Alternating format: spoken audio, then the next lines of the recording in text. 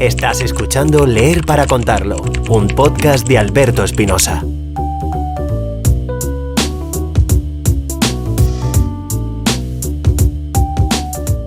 Hola, ¿qué tal?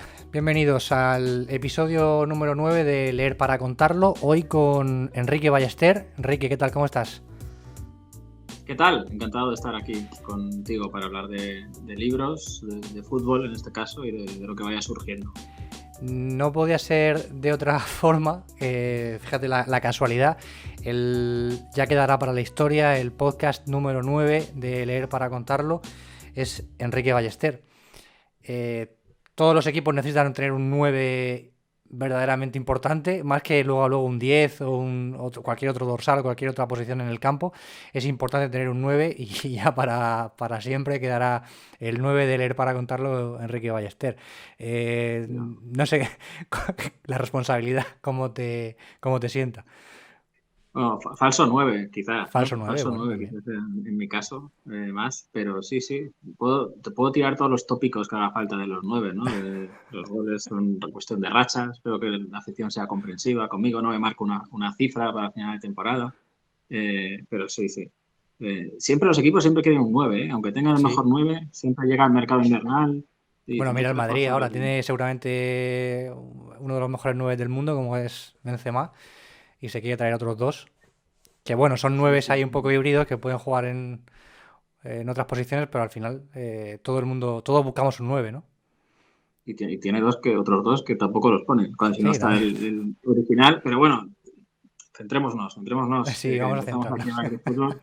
Nos confundimos de podcast, Correcto, vamos a empezar por la punta, que es lo que tenemos que hacer. Has venido a recomendar un libro, dinos cuál es y por qué. Sí, cuando me comentaste que tenía que elegir un libro, pues pensé, voy a elegir algún libro de fútbol.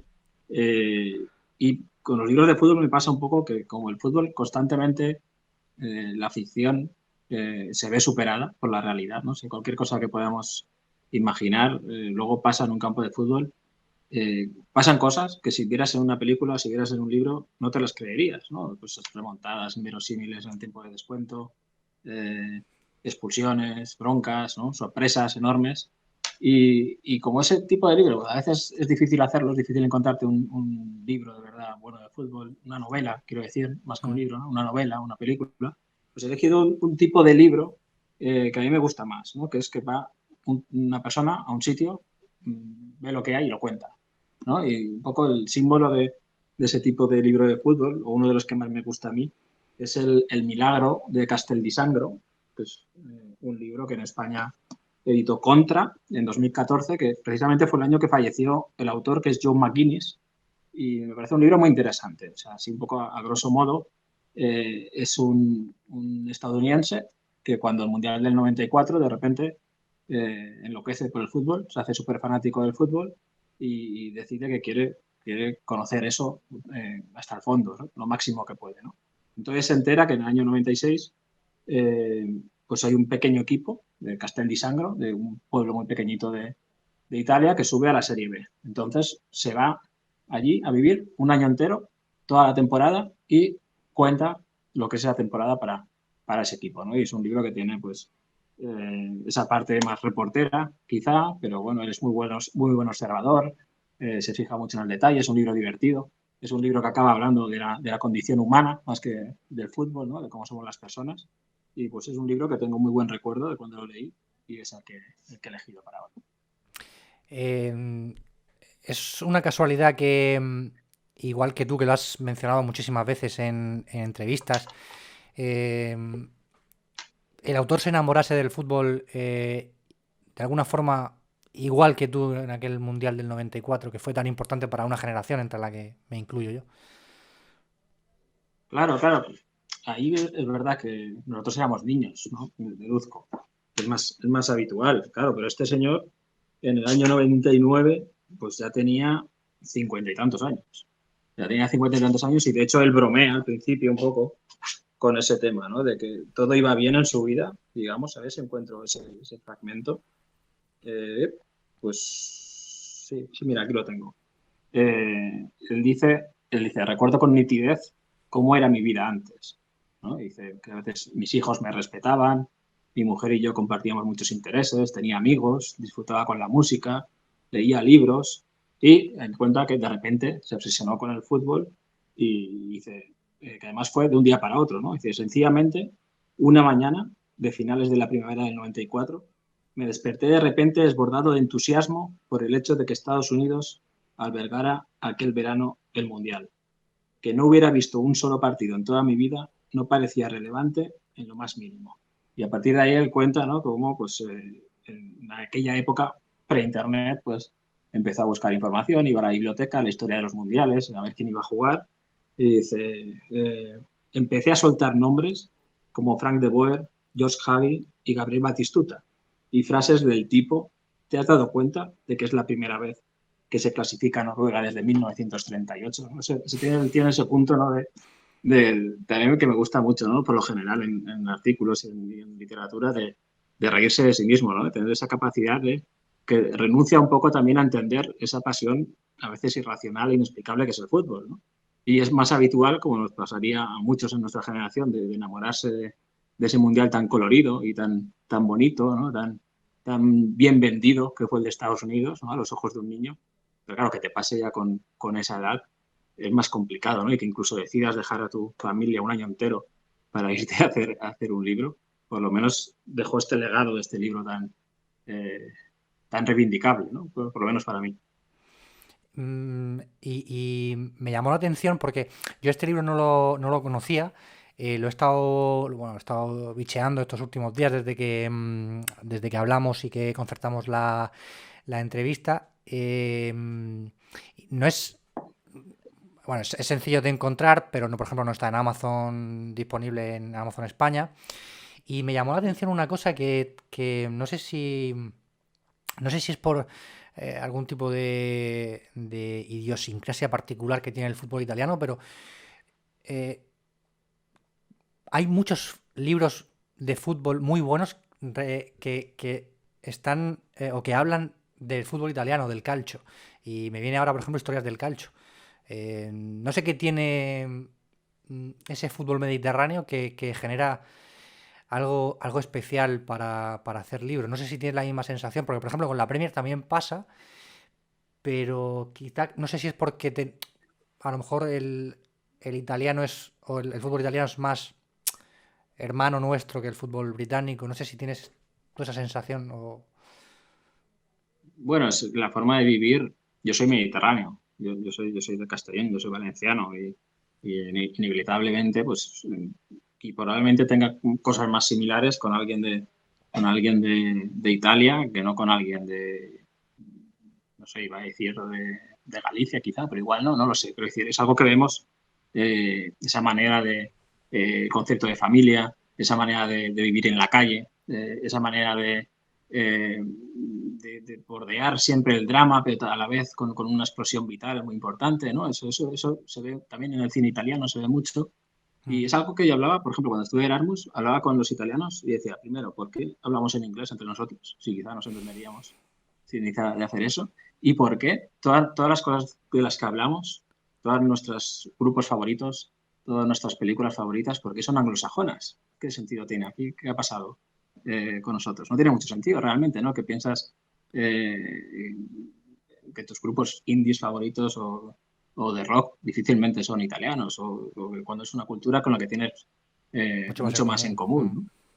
Y con el fútbol, pues es verdad, ¿no? A mí Historias del Calcio es un referente auténtico, lo nombro siempre cuando me preguntan por libros de fútbol, que es un recopilatorio de artículos de Rey González, de cuando estaba de corresponsal en Roma para El País, y ahí me influyó mucho, que es algo que también consigue este libro, El Milagro de Castel y Sangro, de que a través del fútbol, pues explicar muchas otras cosas en lo individual, ¿no?, de cómo son las personas y en lo colectivo, de cómo es un país realmente, ¿no? Y me parece lo más complicado y que en los dos libros es algo que se hace muy bien, se hace muy bien. Porque creo que el fútbol es una herramienta muy potente para explicarnos y para explicar cosas, porque desde la infancia hemos vivido muchas cosas a través del fútbol, hemos aprendido muchas cosas a través del fútbol. Y tiene especial mérito en este señor, John McGuinness, porque como hemos comentado, hasta los 50 años quizá el fútbol fue una cosa desconocida para él, totalmente marciana, ¿no? Pero es curioso cómo, excepto cuando habla de cosas muy concretas de táctica, que te das un poco de cuenta de decir, este no sabe mucho, pero de cómo entiende, ¿no? Y cómo disecciona cómo funciona un vestuario, las relaciones de poder que se dan dentro de un club, cómo eso se traslada luego a la ciudad también. Pues todo eso lo explica muy bien. Y sobre todo supongo que desde el punto de vista de alguien que no tiene en ese momento mucha idea de lo que está contando, porque a lo mejor se pone a alguien a escribir una historia como esta, que tiene una cosmovisión del fútbol mucho más amplia, una experiencia mucho más amplia, y a lo mejor lo cuenta de forma más profunda, pero pierde la inocencia esa con la que tiene este libro, ¿no? Claro, él la pierde al final también, ¿no? No quiero hacer ningún spoiler, pero Madura un poco ahí, ¿no? pero es muy bonito que él hace el viaje, él llega allí, busca una pensión hasta que instala, va conociendo a la gente y tú vas haciendo el viaje con él también. Porque yo no sabía nada de este equipo cuando leí el libro, es una población, 5.000 habitantes, perdida en los abruzos italianos, ¿no? Ahí como muy aislada de todo. Y tú vas haciendo todo ese descubrimiento, lo vas haciendo con él. Los jugadores no los conoces, el presidente no lo conoces, o sea, todo lo que está pasando lo vas descubriendo a medida con él. Y recomiendo que nadie busque antes de leer el libro qué pasó aquella temporada con ese equipo, ¿no? Y cómo le fue, porque pierde gracias parte del encanto también el libro, ¿no? De esa disección de descubrimiento, que tú vas acompañando al autor con eso, ¿no? Sí, porque aparte de lo que estamos hablando del libro, la novela cuenta una historia que ocurre, una hazaña del equipo que es interesante conocer, o sea que tiene chicha el libro. No sé si lo has contado, ¿cuándo lo leíste? ¿Recuerdas el momento en el que leíste el libro? 2014, cuando salió en 2014-2015, por ahí lo leí. Lo volví a leer hace un par de veranos también, que me apetecía. Pero bueno, no quería volver a leerlo. O sea, sí que tengo ahí, yo en todos los libros que leo, y especialmente si son de fútbol, y pienso que quizá algún día pueda escribir algo de ellos, pues las cosas que me gustan, hago ahí doblo un poquito la hoja de turno para volver a ella de vez en cuando. Y de vez en cuando sí que releo esos pasajes que especialmente me gustan y demás. Pero sí, hace unos años. Y yo considero que bueno, si no me acuerdo de algo, no sería tan importante, ¿no? Porque no me acuerdo, ¿no? Eso lo pienso a veces con los libros. Recuerdo cuando te planteé, porque bueno, hablamos hace bastantes semanas. De hecho, pues se lo contaba a Rafa Cabeleira cuando estuvo en el episodio 2, creo, que uno de los primeros nombres que yo apunté en lista invitados para el podcast, bueno, pues uno de ellos eras tú, y te escribí hace tiempo y hablamos y tal. Y recuerdo, me llamó la atención una cosa que me dijiste, que fue cuando te dije, bueno, vamos a plantear un libro y sobre ese libro hacemos el podcast. Y me dijiste, ¿solo uno? Claro, a partir de ahí reflexionas, ¿no? Es una pregunta, es una propuesta en verdad difícil, ¿no? ¿Cómo me puedo quedar con un libro, ¿no? ¿Con qué libro me quedo? Y entiendo que tenías dudas sobre cuál elegir. ¿Cuáles, si puedes contarlo, quieres, cuáles han sido los puestos 2, 3, 4? No sé si tienes ahí alguna idea de cuáles hubieras elegido si no hubieras seleccionado este. Sí, bueno, antes que nada me gusta que Rafa fuera el 2 lateral derecho, bien.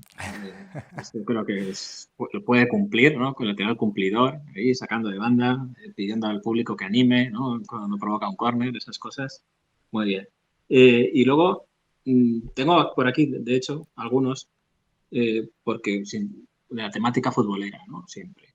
He hablado al principio, ¿no? Que es difícil encontrar una novela de fútbol que pueda interesar realmente por ese problema, ¿no? De que tú ves una remontada de 2 goles en la ficción en el último minuto y lo ves impostado, siempre eso, ¿no? Pero creo que hay un libro que quizá porque no habla tanto de un equipo, porque habla de una persona, ¿no? Habla de Brian Clough, el maldito United, de David Pearce, que también editó Contra, por cierto, en esa época, que creo que es una novela muy bien escrita, o sea, con un... Hay gente que no le gusta mucho la traducción, pero creo que refleja bien la obsesión, o sea, esas frases cortas, ese abuso de frases cortas a veces, Creo que intenta reflejar la obsesión que tenía Brian Clough por no defraudar, por estar a la altura de las expectativas, por cómo se obsesionaba en sí mismo, ¿no? Por que el equipo funcionara, esas cosas, por ser respetado, etcétera.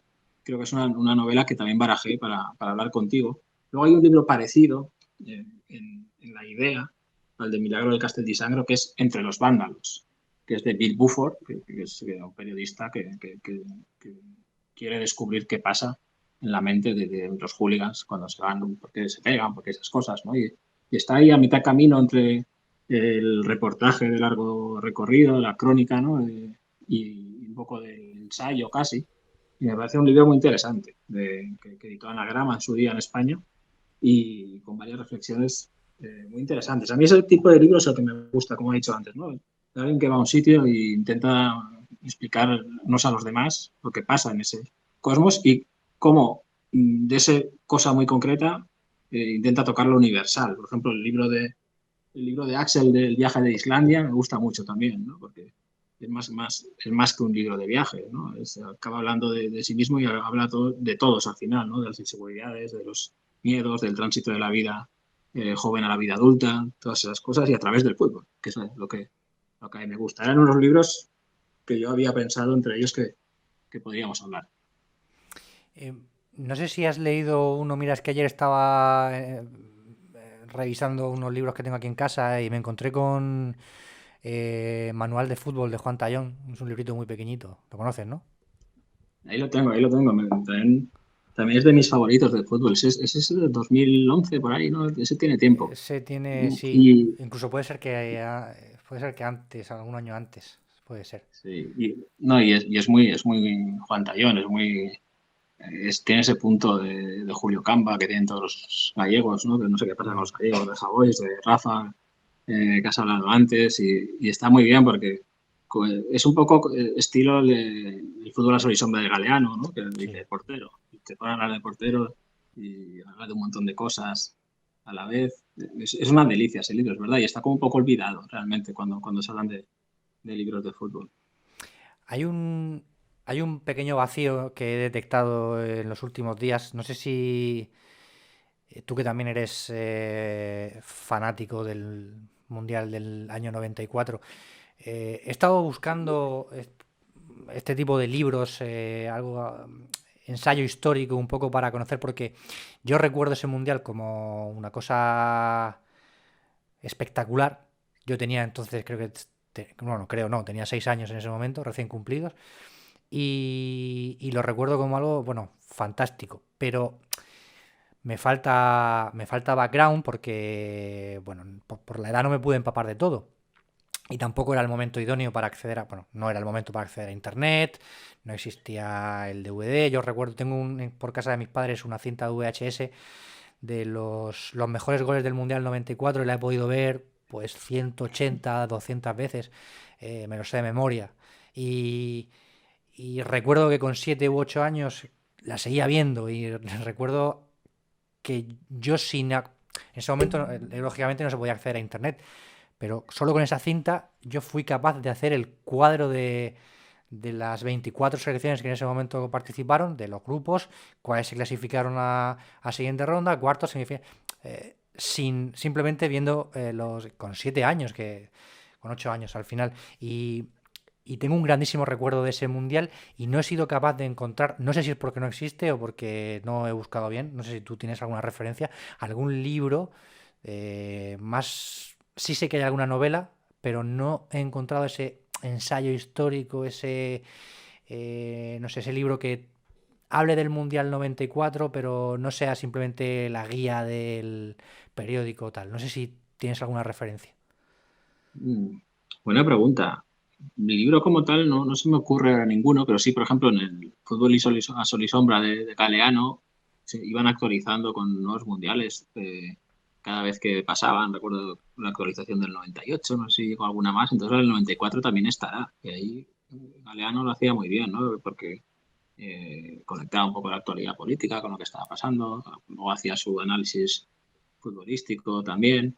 Hay unas crónicas de Garci, unos artículos que escribía Garci, porque fue enviado especial eh, para el Mundial del 94, que Televisión Española comentaba partidos, y hay algunas que he podido leer por ahí, que estaban muy bien también, y no sabría decirte, pero es verdad, es que ese Mundial fue, yo creo que es el tránsito, ¿no? Hay un antes y un después en el fútbol con ese Mundial, ¿no? Sobre todo por, digamos, el ansia, siempre ha sido un deporte muy universal, pero ahí digamos que el negocio se globalizó del todo, ¿no? Entraron las multinacionales o más multinacionales, pues, se modernizó un poco la estética, incluso los árbitros dejaron de ir de negro, fue el primer mundial con los nombres de los jugadores detrás de las camisetas, ¿no? Ese tipo de cosas que a nosotros nos parecen súper míticas, ¿no? Ahora cuando decimos odio al fútbol moderno, la gente dice el 94 le parece bien, pero igual a nuestros padres ya pensarían, esto ya es el mundial que es en la vida, ¿no? Siempre, ¿no? Ahora a nosotros nos parecerá el mundial de Qatar una cosa abominable, pero a lo mejor mi hijo que tendrá 6 años cuando se juegue será su primer mundial y dentro de 30 lo verá como algo súper mítico, ¿no? Que eso siempre lo pienso, ¿no? Ya habrá niños que dirán, hombre, cuando Madrid hacía giras asiáticas, eso sí que era fútbol de verdad, ¿no? Cuando iban a Asia en verano, pues así vamos. Pero ese mundial, yo también tengo un recuerdo, yo era un poco mayor que tú. Soy del 83, pues justo había cumplido en junio, había cumplido 11 años y recuerdo además como que me permitían hacer cosas muy adultas, porque había partidos a la 1 de la mañana, 1:30, me acuerdo de quedarme y como no me dejaban beber Coca-Cola, bebía Fanta de naranja, como si eso me diera algún tipo de energía para no quedarme dormido. Incluso me dormía y me ponía el despertador a la 1, o sea, dormía 1 hora. Me parecía lo máximo de ser súper mayor, de ver el mundial, de hacer los recortes de las crónicas y las cosas.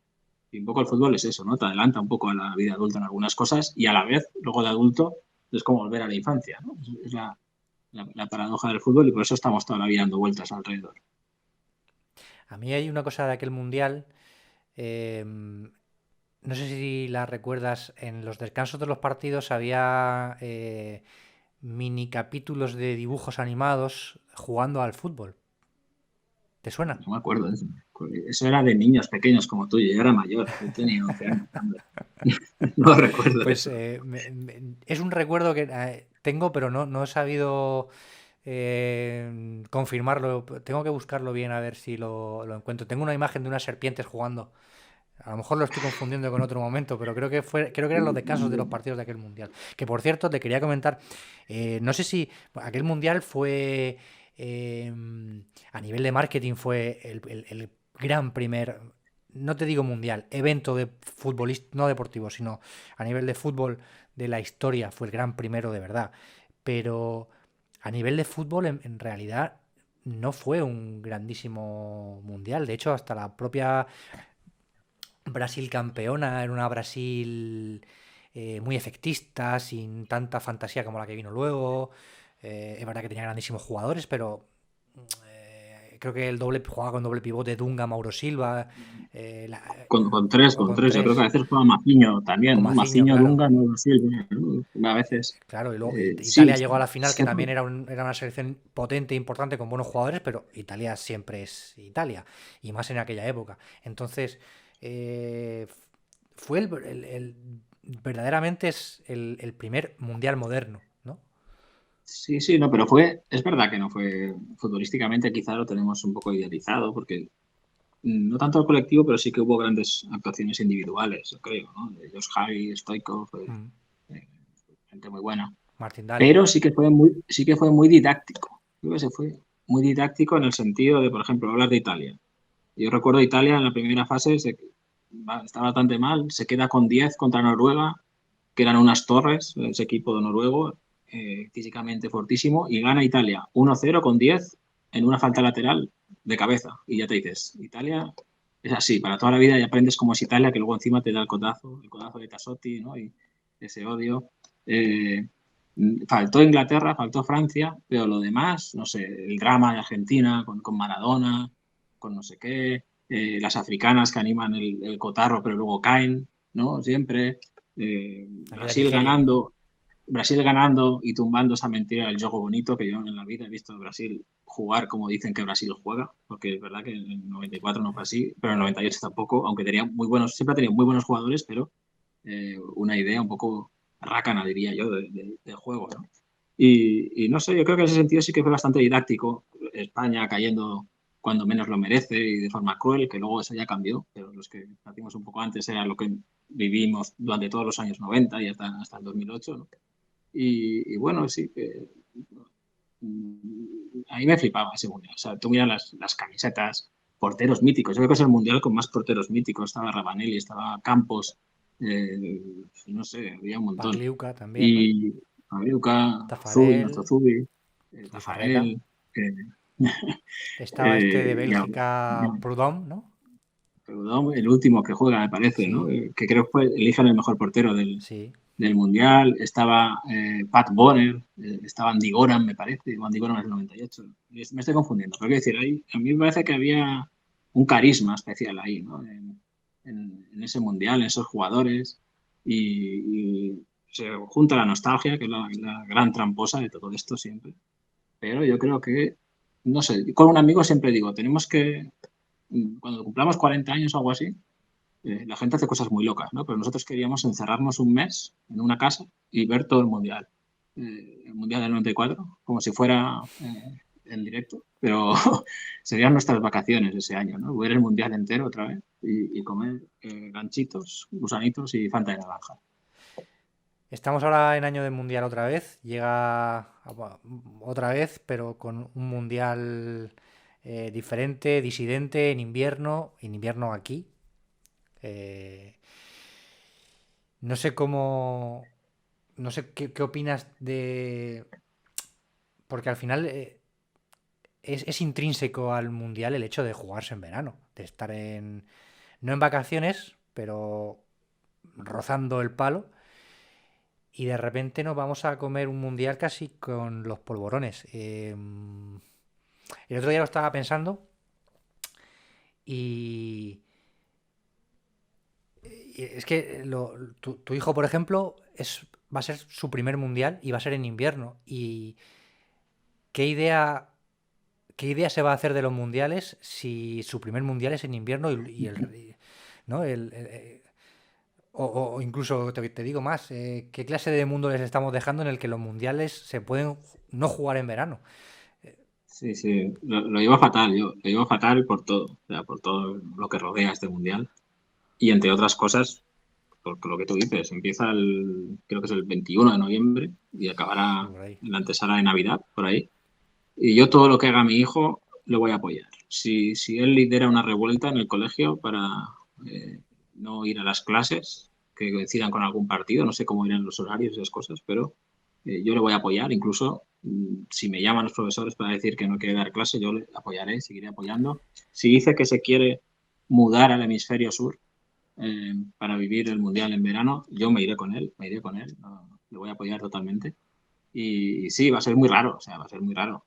Va a ser rarísimo, pero no sé. El fútbol juega con nosotros siempre. Hay un chantaje emocional que eh, obviamente, cerebralmente, nadie puede apoyar mucho, ¿no? Que ese tipo de eventos se celebre en ese tipo de país y pues, cómo se ha organizado todo, cómo se ha conseguido todo, cómo se ha construido todo.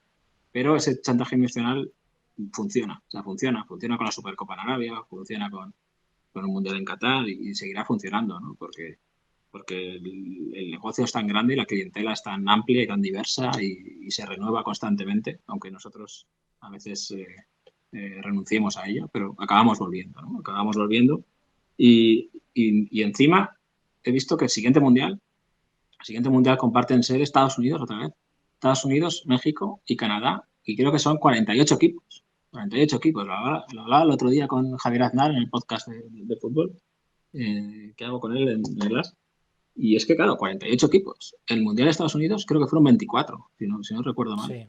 Sí. Es el doble de equipos. O sea, va a ser más difícil no clasificarse que clasificarse, realmente, al final, ¿no? O sea, con mantener la unidad del país, esa, ya tienes mucho hecho. No sé cómo evolucionará la geopolítica en los próximos tiempos, que igual no hay ni 48 países ya en el mundo a veces, ¿no? Si se van uniendo por ahí. Y bueno, claro, es que yo me escucho decir estas cosas y ya son cosas que diría mi padre. Es que nos hemos hecho viejos, ¿no? No entendemos el mundo que viene, el fútbol que viene y esas cosas. Y a los que mandan les da igual si lo entendemos o no lo entendemos. No, pero yo también tengo la sensación de estar ya en contra, posicionándome en contra de ciertas modernidades del mundo del fútbol, pero hay una cosa que sí que creo que es errónea y que en algún momento va a suponer consecuencias malas a niveles yo creo que ya lo está suponiendo a nivel de audiencia y a nivel de seguimiento, sobre todo de las nuevas generaciones, que les cuesta sentarse 90 minutos a ver un evento en el que pasan, bueno, un evento en el que puede acabar 0-0 perfectamente, sin ningún tipo de problema. Y es el hecho que comentabas de un mundial con 40, con tantas selecciones, al final pierde la esencia de exclusividad. Le pasó a la Copa de Europa. En el momento en el que el cuarto de España podía ser campeón de Europa, con todos mis respetos para el cuarto de España, pero al final la Copa de Europa siempre la jugaba el campeón. Incluso hubo años en los que jugaba el primero y el segundo. Al final, cuando abres tanto el abanico, llega un momento en el que es verdad que hay más partidos, hay un calendario mucho más amplio, pero la exclusividad, la exigencia que te da el hecho de jugar un mundial, pues se pierde un poco. Y creo que ahí es un error, no es tan... evidentemente es una maniobra de mercado, pero es un error y creo que se van a dar cuenta antes o después porque las audiencias de las próximas generaciones, la generación de tu hijo, por ejemplo, pues yo sinceramente pienso que no van a tener el seguimiento que ha tenido, por ejemplo, la nuestra. Bueno, yo creo que al Mundial le puede hacer daño lo de los 2 años que hablan, ¿no? En lugar de cada 4 años, También. hacerlo cada 2 años.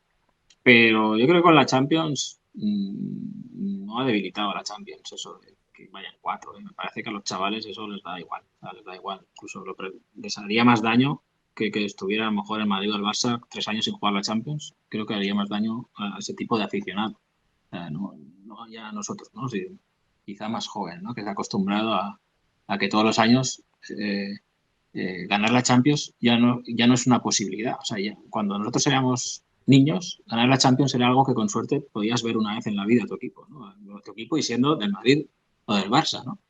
Ahora es prácticamente una obligación ganar la Champions. Hemos visto el Barça de Ernesto Valverde, por ejemplo, que ganaba la Liga, pero al no ganar la Champions da la sensación de que había fracasado cada temporada, ¿no?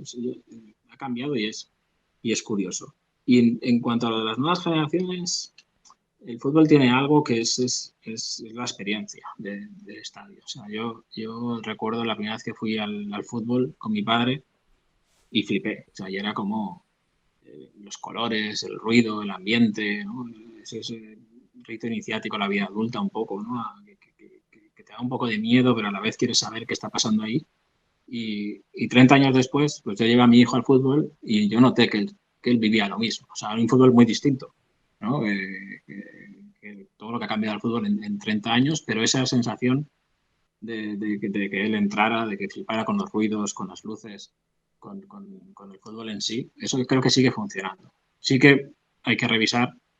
Primero, creo que lo de la pandemia ha hecho bastante daño, o sea, esa experiencia del estadio. Creo que a la gente le está costando volver a los estadios un poco. No sé si se ha germinado ahí un poco un miedo o el hábito de verlo en casa. Eso a la larga habrá que revisarlo.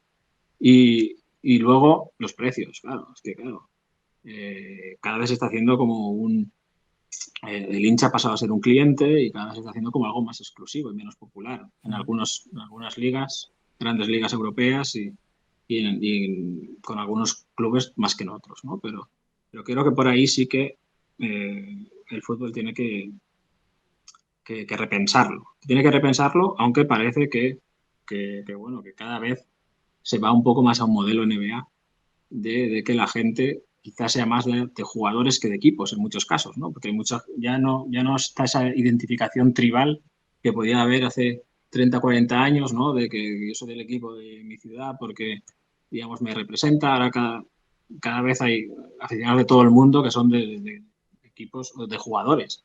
Y si Mbappé cambia de equipo, cambiarán con él, ¿no? Al siguiente destino. Lo hemos visto con Messi, también ha pasado, ¿no? Y bueno, yo creo que la respuesta a eso va a ser la vuelta al arraigo y al origen del fútbol, ¿no? Pero no sé en qué volumen se va a dar y en qué plazos, claro. Bueno, ya que hablas del arraigo y de ese sentimiento de pertenencia al club de tu localidad, al club de tu ciudad,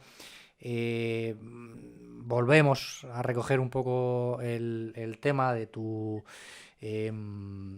labor profesional como periodista, como escritor, de columnas. Y cuéntanos un poco cómo empezó Enrique Ballester a escribir, no en aquella web que luego te llama el periódico y tal, que lo contamos después si quieres. Vámonos antes. ¿En qué momento el Enrique Ballester, niño, se da cuenta de que escribe bien, de que se le da bien, de que, o no, o se le da bien o no, pero que le divierte, es algo que le interesa y que lo hace con fluidez y que le apetece sentarse delante de la mesa con un bolígrafo y un papel a escribir una crónica de un partido que ha visto por la tele? Bueno, creo que en las redacciones del cole, o sea, en las redacciones del colegio nos solían dar temática libre y yo hablaba mucho de fútbol. Yo hablaba mucho de fútbol, lógicamente. Y recuerdo con una profesora que me dijo, mira, Enrique, el fútbol no me interesa nada, pero está muy bien. La redacción, ¿no? O leerlo en clase, leer alguna redacción ahí criticando a Clemente, cosas de esas, y la gente ahí aplaudiendo, ¿no?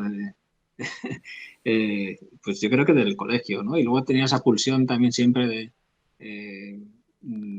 en los partidos, cuando escuchaba la radio a lo mejor, pues siempre cogía una libreta y iba apuntando los goles que cantaban, el minuto, el estadio, el goleador, cuando mi equipo, pues dibujaba ahí cómo estaban jugando, me hacía ahí mis cuadernitos, que me gustaría tenerlos ahora. Una vez los he buscado en casa de mis padres y no los encuentro, pero me gustaría tenerlos. Y recuerdo también que el primer ordenador, la Eurocopa del 96, que usaba ahí en el Word haciendo crónicas del 96, que también me gustaría tenerlas, pero tampoco las tengo, ¿no?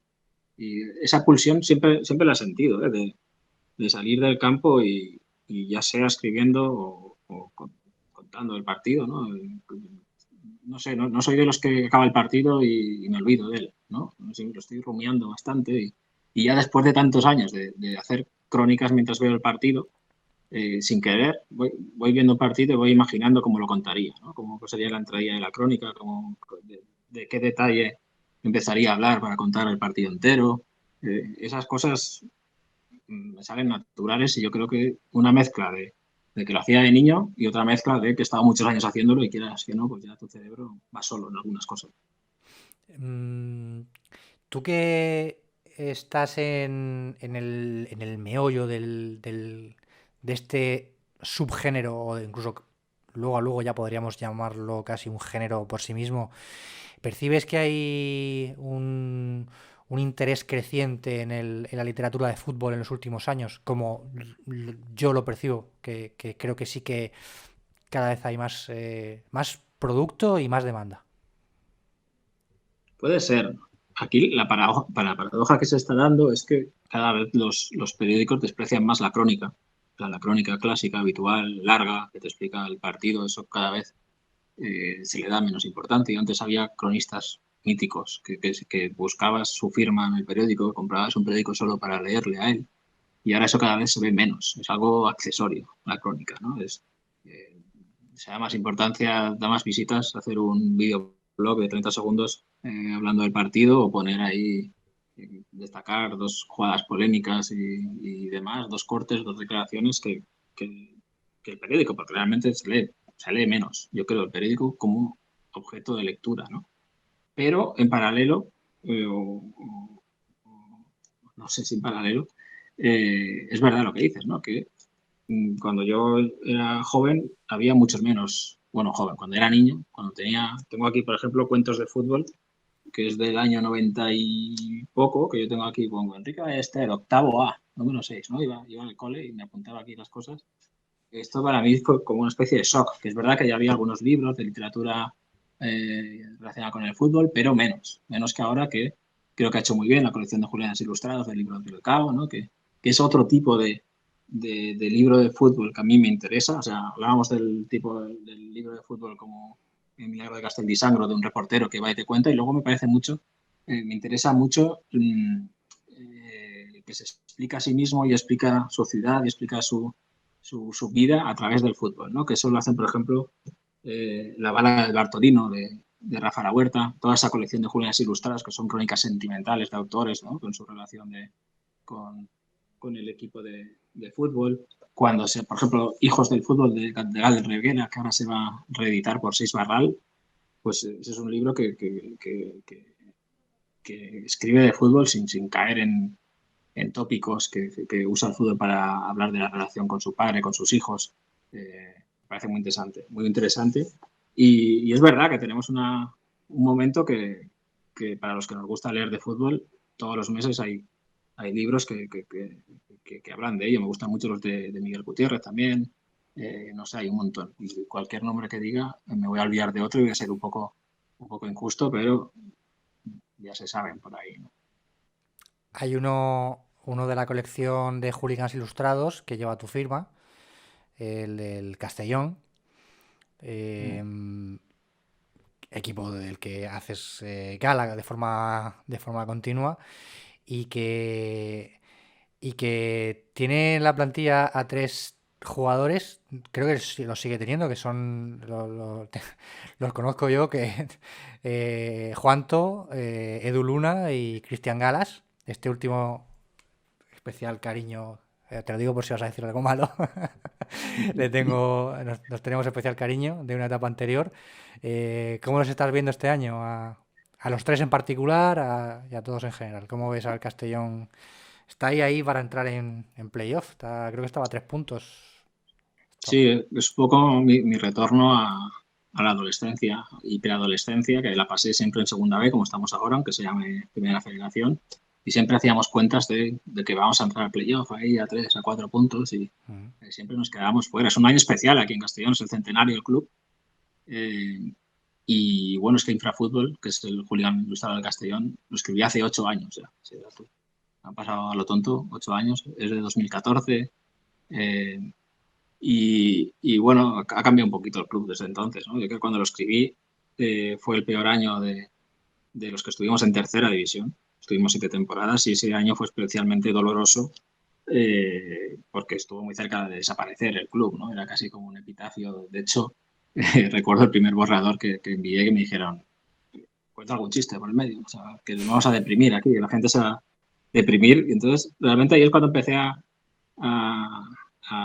intentar desdramatizar el fútbol, que pasa a menudo, ¿no? Ahora, por ejemplo, el Castellón pues siempre está al borde del drama, que pierde un partido y ya se acaba el mundo, y a la semana siguiente pues vuelve a resurgir el mundo. O sea, ¿no? A veces nos falta tomar distancia. Y yo ahí cuando comprendí un poco que dentro de 50 años iba a seguir viendo al equipo y que no pasa nada, y que por ese camino era inevitable que hubiera derrotas, que hubiera malas temporadas, porque también a cambio de vez en cuando habrá alguna alegría. Pues cuando aprendes a tomar distancia con el fútbol y con la vida en general, pues creo que es la única manera de vivir sana, ¿no? Porque con la intensidad que vivimos de la adolescencia y la juventud, si la prolongas en el tiempo, eso no es sano, no es sano. Y es un poco lo que yo intento también en las columnas mías, ¿no? De fútbol, pues, reírte de ti mismo, de dramatizar, ¿no? Y bueno, a veces se consigue, y la teoría me la sé, ¿no? Pero la práctica a veces es más difícil. La práctica, cuando llegas al minuto 90 y solo ganas de un gol y te están ahí atacando por todos lados, ahí ya el sosiego no lo encuentro tan fácil. Te has convertido en uno de los cronistas de la vida y obra del Castellón en los últimos tiempos. Y esas crónicas que las has ido recopilando en 2 libros, Barraca y Tangana, y otro libro de fútbol. Cuéntame, no sé si tienes alguna columna que sea especial, no sé si ese objeto oscuro que tienes enmarcado pero no quieres que sepa nadie. ¿Tienes alguna especial? No sé, sí te puedo decir las que más comenta la gente. O sea, ten en cuenta, yo he escrito entre el Castellón y de no el Castellón, porque quizá aparece el Castellón por ahí siempre, ¿no? Pero siempre con esa voluntad de hablar de todos, ¿no? Solo del Castellón. la gente me recuerda mucho a algunas, tipo una que escribí durante el confinamiento, que se llamaba El Cuadradito, que hablaba de los partidos que organizábamos aquí en el salón de casa.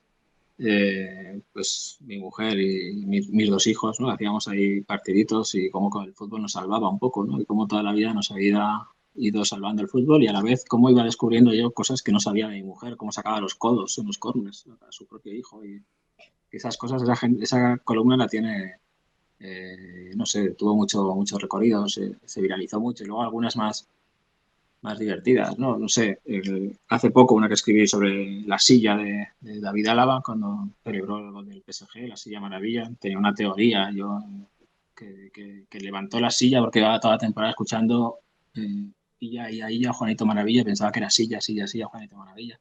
La tontería se aprecia mucho, por lo general. Yo creo que igual como contraste esa sobredosis de seriedad y drama que hay con el fútbol, ¿no? A menudo. Una de San Valentín, que escribí también sobre cómo mi novia odiaba el fútbol. Mi novia era, bueno, no es que lo odiaba, es que no tenía ni idea, absolutamente ni idea de fútbol cuando me conoció. Yo le engañé un poco al principio diciendo que no me gusta el fútbol mucho.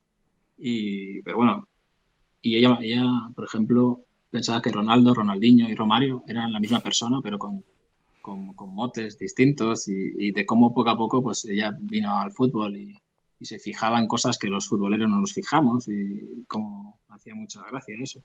No lo sé, ese tipo de columnas que, que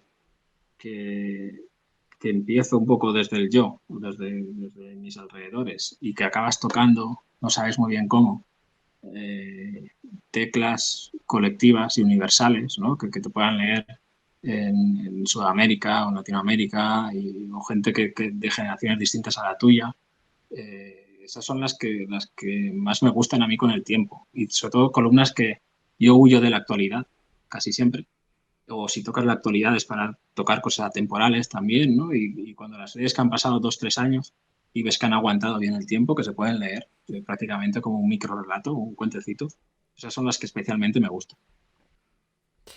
Em, ¿Cómo llevas la fama o el que te reconozcan más que antes, que te llamemos para este tipo de proyectos? Em, ¿Se te ha subido ya a la cabeza o estás con los pies en el suelo? Hombre, hasta que no me has hecho el bizum, no te he respondido, ¿no? No, aquí, ¿sabes qué pasa? Que yo empecé a escribir ya muy expuesto. O sea, era muy jovencito, pero escribía en una web que tenía un foro y en ese foro ya la gente no tenía filtro, ¿no? Entonces, y al escribir, yo primero escribía, enseguida escribía ya del Castellón, las crónicas del Castellón, y Castellón es un sitio muy pequeñito, pues ya enseguida ese es el del Castellón, ¿no? Es el que le ha puesto un cero de Albert en las puntuaciones, ¿no? Entonces, no lo sé, siempre sí, siempre he estado con esto y ahora, de hecho, cuando me lee más gente, pero como está más difuminada por todo, ¿no? por toda España y estáis lejos, es como más tranquilo. Yo tenía más estrés mental, más ansiedad cuando escribía de aquí del Castellón, ¿no? Porque era todo muy cercano, era, muy de carne y hueso. Ahora, la gente en general y los jefes en particular me ven como una cosa exótica, un tío que está ahí en Castellón, que escribe cosas raras y yo no tengo, y me dejan hacer lo que quiero, ¿no? Entonces, eh, evidentemente es un honor que te lean, ¿no? Y que me llaméis para interesaros por qué escribo lo que escribo y por qué influencias tengo y qué me apetece contar. Pero bueno, es algo muy natural, ha sido todo, ¿no? Ya soy mayor. A lo mejor si con 18 años estuviera aquí hablando contigo, sería distinto, pero tengo ya 38, ¿no? Esto va rápido. Em, ¿Recuerdas cuál fue el primer libro de fútbol que leíste? Vamos a dividirla. El primer libro que leíste, de ese primer recuerdo infantil de un libro en las manos, y luego el primer libro de fútbol que encontraste y que dijiste, wow, esto va Y hay, serio. y hay uno que siempre cito y la gente se piensa que es broma, pero es verdad. O sea, en Pobre Manolito, que es el segundo libro de Manolito Gafotas, hay un capítulo que habla de que Manolito y su padre van al bar El Tropezón y su abuelo a ver un Madrid-Barça. Y yo me partía de risa con ese capítulo de niño, lo vi ahí y fue como una doble revelación. O sea, por una parte, que se podía escribir de fútbol en un libro, ¿no? digamos, y por otra, que se podía ser gracioso, ¿no? Porque digamos que los libros cuando eres niño que te hacen en el colegio a veces son como muy serios o no sé, o es literatura súper infantil, pero ya libros de verdad, ¿no? Quiero decir, con letras y con demás. No es habitual que te hagan reír, de verdad. Por lo menos, bueno, quizá ahora eso está más asumido, ¿no? Pero para mí fue una doble revelación y todo lo que está en ese capítulo, que es fútbol y humor, fútbol e infancia, fútbol y familia, fútbol y costumbrismo, no sé, un montón de cosas están en mis columnas también, por ejemplo, ¿no? Y lo reivindico mucho, ese capítulo. Y luego, este libro que te he comentado, ¿no? Cuentos de fútbol, que yo pillé en el colegio, creo que sería el año 95 o 96, que Jorge Valdano, que escribe uno de los cuentos, hace una selección maravillosa, ¿no? Que están aquí pues muchos de los grandes escritores, ¿no? Que hablan de fútbol y está Fontana Rosa, está Galeano, está, yo qué sé, está Osvaldo Soriano, está Villoro, está Miguel Delibes, incluso Fernán Gómez, no sé, hay una selección muy buena, Javier Marías, que claro, yo me acuerdo de estar aquí con este libro y algunos amigos de mis padres que eran más, no sé, típicos que leen mucho pero que desprecian un poco el fútbol, ver y decir, hombre, que toda esta gente escribe de fútbol, ¿no? Y como diciendo, como que fue un Se han libro que ayudó trabajado, ¿no? mucho, que ayudó mucho a borrar prejuicios que a lo mejor había antes, ¿no? Entre el mundo de la cultura y el fútbol, y también desde el mundo del fútbol hacia la cultura, ¿no? Porque no hay que olvidar que en el fútbol que te llamen filósofo, que te llamen cuentista es un insulto, ¿no? Que cosas peores me han llamado por ahí. Em, Hay que aclarar que Cuentos de Fútbol no es un libro infantil, que es un libro Sí. bueno, cualquiera podría tener en su biblioteca y que es verdaderamente interesante. Em, Sí, luego sacaron un segundo volumen que también era muy interesante, Cuentos de Fútbol 2. Me recuerda un poco a la... Bueno, me recuerda, evidentemente. Me recuerda... No sé si conoces Kafka en Maracaná. Sí, sí, sí. Tuvimos a Miguel Ángel Ortiz en el primer episodio del podcast y también hablábamos de esa... Bueno, al final llevamos hablando todo el podcast e incluso yo creo que en todos los podcasts que te he escuchado y muchas de las crónicas que te he leído, al final es...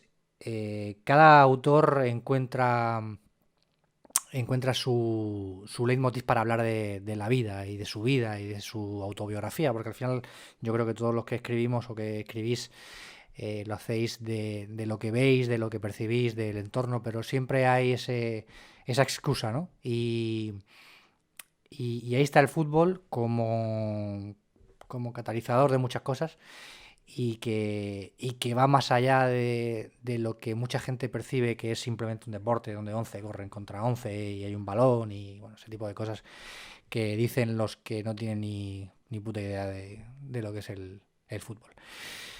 Enrique, pues hemos hecho ya el tiempo reglamentario, estamos llegando al minuto 90. No sé si quieres hacer alguna última recomendación de algún libro que se nos haya quedado por el tintero. Hemos hablado Bueno, yo del... tengo, sí, tengo por Dime. aquí, por ejemplo, o sea, tengo libros que no son de fútbol, pero que a mí me han influido mucho para escribir de fútbol, ¿no? O para escribir de fútbol. O sea, yo lo que a veces he hecho ha sido tomar prestadas la mirada hacia las cosas de gente que no ha escrito de fútbol, pero llevarlo al fútbol, ¿no? Y se me ocurre, por ejemplo, a mí también, nada muy temprana, me flipaban las crónicas taurinas de Joaquín Vidal, por ejemplo, que hacía muy, muy bien eso de no solo contar lo que era, digamos, la faena del torero, sino todo alrededor, el ambiente de la plaza, las intrahistorias que había por ahí.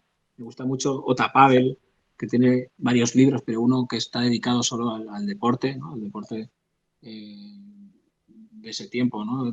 Los deportistas checos de la época y cómo del detalle te cuenta una historia entera, eso me gustaba mucho. Igual que lo de Joaquín Vidal por las crónicas de Manuel Alcántara, del boxeo. Yo creo que en España se ha escrito de momento quizá mejor del boxeo y de los toros que del fútbol. Creo que son los tres grandes, y el ciclismo, los cuatro grandes probablemente, bueno, deportes, se llama deportes, ¿no? Pero digamos, aficiones que han tenido los españoles en el último siglo que más han contado y mejor. Y luego, pues, por ejemplo, yo leía los diarios de Iñaki Uriarte, que no hablan de fútbol, pero es decir, la manera de fijarse en las cosas, ¿no? De contar las cosas, los artículos de Julio Camba, tengo por aquí, o los dietarios de Pla también, o sea, todas esas cosas, creo que quien escribe de fútbol tiene que superar eso de solo leer de fútbol, o sea, porque si solo lees de fútbol no sabes de nada al final, ¿no? Porque el fútbol es una cosa ilimitada, primitiva y que quizá lo acabas reduciendo a simplemente un deporte cuando no lo es así, ¿no? Y te estás perdiendo un montón de cosas, un montón de historias, un montón de cosas que contar. Y bueno, pues eso es lo que intentamos, eso es lo que también me gustaba más de ese libro, que hemos empezado con él, podemos acabar con él, que es El milagro de Castel di Sangro. Y ya por último minuto, quien todavía no se haya terminado de convencer por cualquiera de las recomendaciones de las bastantes que nos has dado, último minuto, córner, vamos a subir al portero a rematar. ¿Qué autor español crees que podrías recomendar y que no sea una figura ampliamente conocida? Que sea, no te digo tu pequeño y oscuro objeto de deseo, pero sí ese que va a ser el próximo, entre comillas, Enrique Ballester de los próximos 5 o 6 años. ¿Hay alguien, es un joven talento que tengas localizado y que... No se lo deseo a nadie ser el próximo Enrique Ballester, la verdad. Pero hay un chico que es un poquito más joven que yo, poco, que se llama Luis María Valero, que escribió el Julián Ilustrado del Real Murcia, que también editó una vez un libro. Él tenía un blog que se llama Mondo Moyano, con Alejandro Oliva, con un amigo suyo. Pero Luis María Valero escribió ese libro del Julián que se llama Set en la Condomina, el Julián del Real Murcia. Y luego también editó otro libro que tengo ahí incunable de crónicas, creo que se llama Hasta el final, algo así, que dices, ¿a quién le puede interesar un libro de crónicas del Murcia en segunda vez, cuando estuvo ahí en el grupo Vacas, que llamaba él, ¿no? Ahí, sí. Y por desgracia, me parece que se está dedicando más a la comunicación institucional o corporativa, algo así. De vez en cuando desaparece de las redes, vuelve a aparecer. Y no, yo si tuviera un periódico le daría una columna semanal y le obligaría a escribir de fútbol cada semana a su manera, ¿no? De lo que hacía. Me flipaba cómo escribe, cómo hilaba las frases, el punto de ironía que tenía, una persona brillante. Y me gustaría que escribiera más a menudo del fútbol. Siempre lo pido de vez en cuando, por ahí. Alguna vez se lo digo, pero no me hace caso, evidentemente. Bueno, pues ahí queda apuntada la recomendación. Yo también lo recomiendo. No le conozco personalmente, pero le conozco. Así que la verdad que palabra por palabra es una persona que escribe fantástico y tiene un talento muy grande. Enrique, pues ahora sí, acaban de pitar el final del partido. Es hora de irse al vestuario. Así que muchísimas gracias por haber estado con nosotros aquí en el episodio número 9 de Leer para Contarlo. Ya queda grabado tu nombre a fuego encima del dorsal número 9, con lo cual la responsabilidad del gol es tuya. Espero que puedas afrontarla como un 9 de tu categoría tiene que hacerlo. Y nada, lo dicho, muchísimas gracias por haber aceptado la invitación. No, el placer ha sido mío y bueno, espero no defraudar ni como 9 ni como invitado. Ha sido un placer. La prensa dicta la sentencia cada lunes. La prensa no tiene ni puta idea de fútbol. Ahora que eres el 9, no tiene ni puta idea. Enrique, gracias. Un abrazo. Un abrazo, gracias.